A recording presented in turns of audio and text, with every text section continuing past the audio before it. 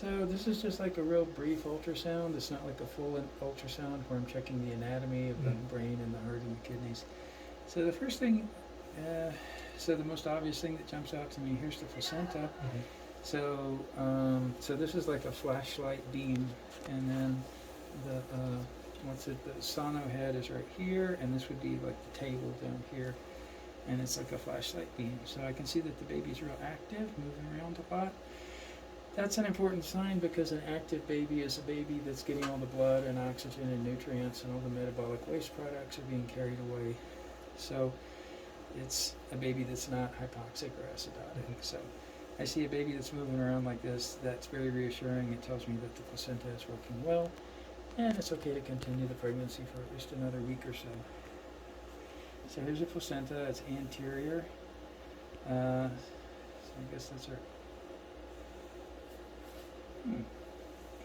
So the black is water, bone would be white, gray would be everything in between.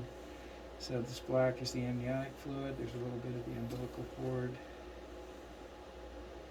And there's the baby's heartbeat. So it looks like about, that's kind of fast, looks like about 150, possibly even 160. But their heartbeat speeds up a little bit when they're moving around like this. And that's the liver. So this is called fetal breathing. See, the baby's chest and stomach, chest and abdomen are doing this. So it's kind of like mimicking breathing, and it's,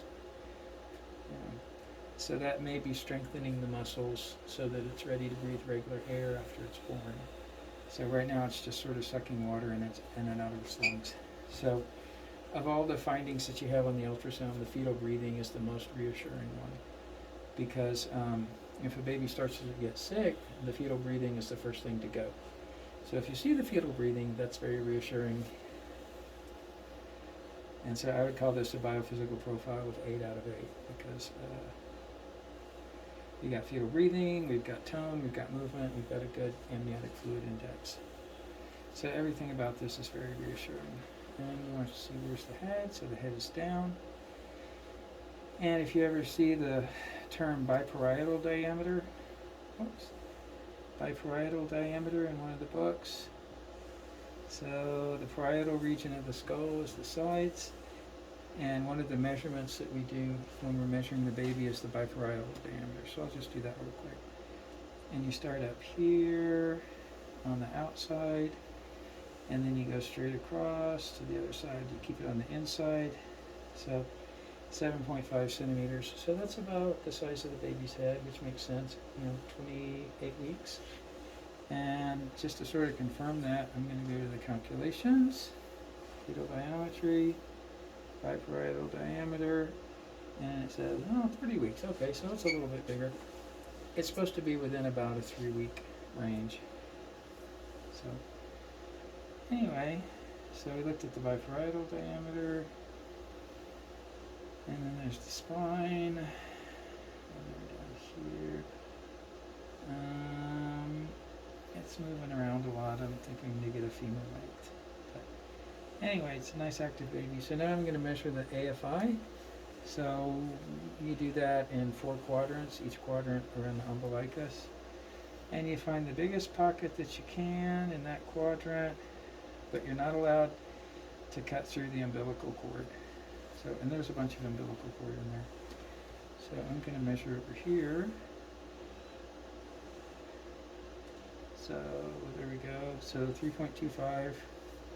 Now I'm going to go to the next quadrant. That looks good. There's the distance. I'm holding this thing straight up and down, and the long axis is oriented to the long axis of her body. You're not supposed to do this or do this or do this. And that's just so that everybody's measuring it the same way.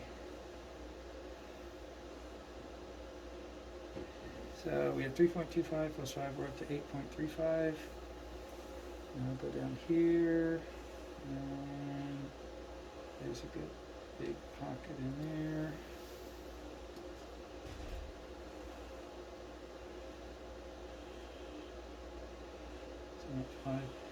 So now we're up to about 13. And then you come over here, there's some over here too.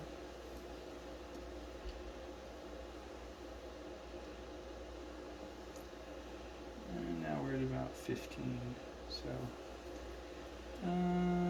it is a good amount of fluid. I wouldn't really call it, I mean subjectively it's not polyhydramnios.